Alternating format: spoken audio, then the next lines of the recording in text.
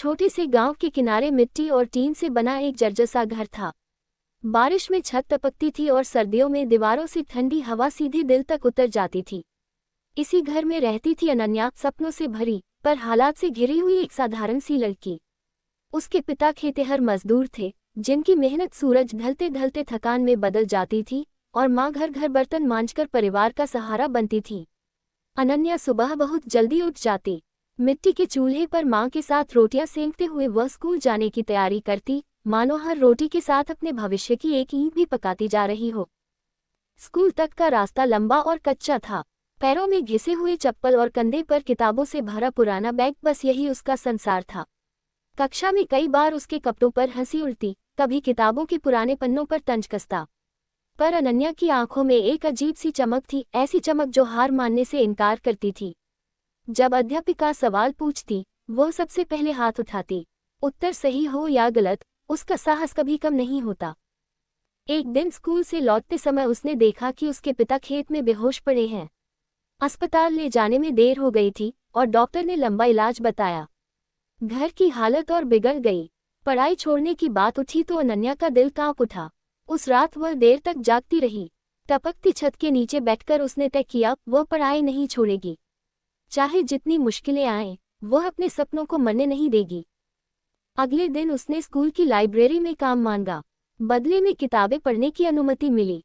शाम को माँ के साथ काम में हाथ बटाती, रात को दिए की मध्यम रोशनी में पढ़ती। थकान उसकी आंखों में उतर आती, पर मन में उम्मीद की लौ जलती रहती। अनन्या को समझ आ गया था कि हालात उसे रोकने की कोशिश करेंगे, पर वही हालात उसे मजबूत भी बनाएंगे। यही सोच उसके जीवन की पहली जीत बनी, अंधेरे में उम्मीद की पहली किरण। पिता के इलाज के खर्च ने घर की हर चीज को बेचने पर मजबूर कर दिया।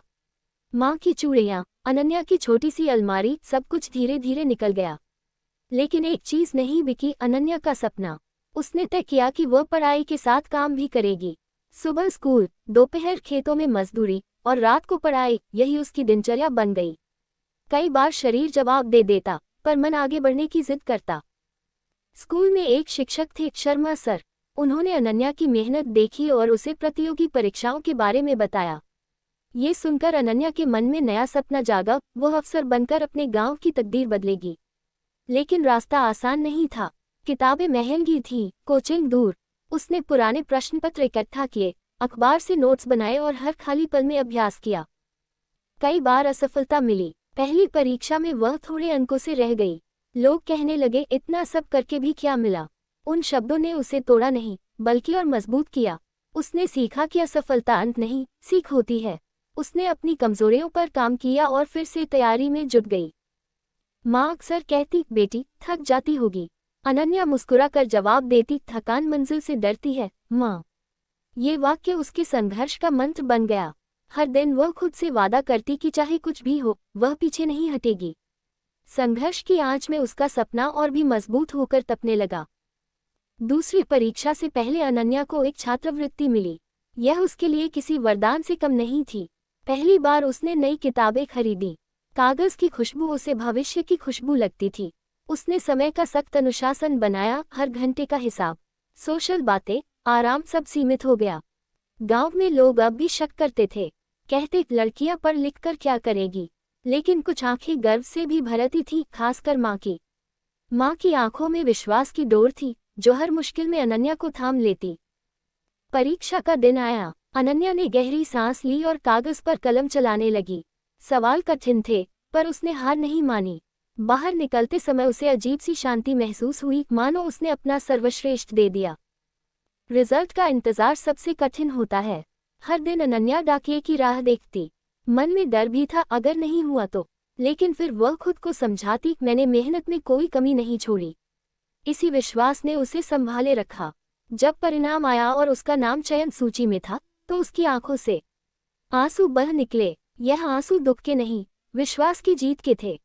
चयन सूची में नाम आना मंजिल नहीं था, बल्कि एक नया संघर्ष था।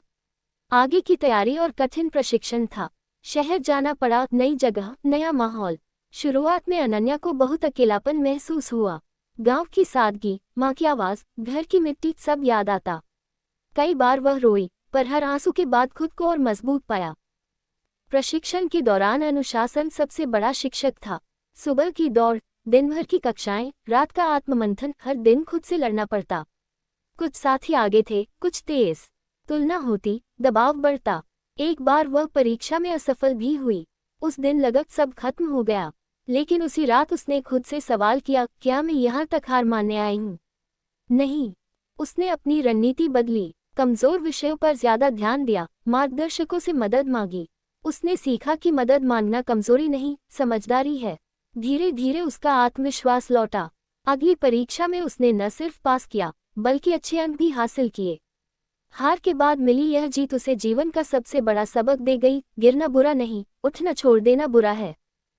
सालों की मेहनत के बाद अनन्या अफसर बन गई। जिस गांव से वह निकली थी, आज उसी गांव में उसका पहला दौरा था। लोग उसे गर्व से देख रहे थे। वही रास्ते, वही घर, पर अब नजरिया बदला हुआ था। उसने सबसे पहले स्कूल और लाइब्रेरी के लिए योजना बनाई, ताकि कोई बच्चा किताबों के लिए तरसे नहीं। माँ की आंखों में आज भी वही विश्वास था, पर अब उसमें सुकून भी था। पिता का इलाज पूरा हुआ और घर में फिर से हंसी लौटी। अनन्या ने समझ लिया था कि उसकी सफलता सिर्फ उसकी नहीं, उन सबकी थी जिन्होंने उस पर भरोसा किया। एक दिन उसने बच्चों से कहा, हालात अगर कठिन हैं, तो समझो कि तुम मजबूत बनने वाले हो। सपने देखो, मेहनत करो और खुद पर विश्वास रखो। उसकी कहानी सुनकर की आंखों में नए सपने जाग उठे। अनन्या जानती थी कि जीवन की असली जीत पद या नाम नहीं, बल्कि दूसरों के जीवन में रोशनी भरना है। जिस अंधेरे से वह निकली थी, उसी अंधेरे में आज वह उजाला बनकर खड़ी थी। यही उसकी कहानी का सार था, संघर्ष से संकल्प और संकल्प से सफलता तक का सफर। अगर आपको अनन्या की ये कहानी पसंद आए हो, तो वीडियो को लाइक जरूर करें, थम्स अप का चिन्ह, क्योंकि आपका एक लाइक किसी का हौसला बन सकता है। अगर आप भी मानते हैं कि संघर्ष के बाद ही सफलता आती है, तो चैनल को सब्सक्राइब करें, बेल ऐसी ही सच्ची, दिल से जुड़ी कहानियों के लिए। और हाँ, कमेंट में लिखिए, उंगली से दाहिनी ओर इशारा, मैं हार नहीं मानूंगा, मानूंगी। क्योंकि याद रखिए, अंधेरे से डरने वाले नहीं, अंधेरे में जलने वाले ही इतिहास बनाते हैं। मिलते हैं अगली कहानी में, तब तक खुद पर विश्वास रखिए। डिजी।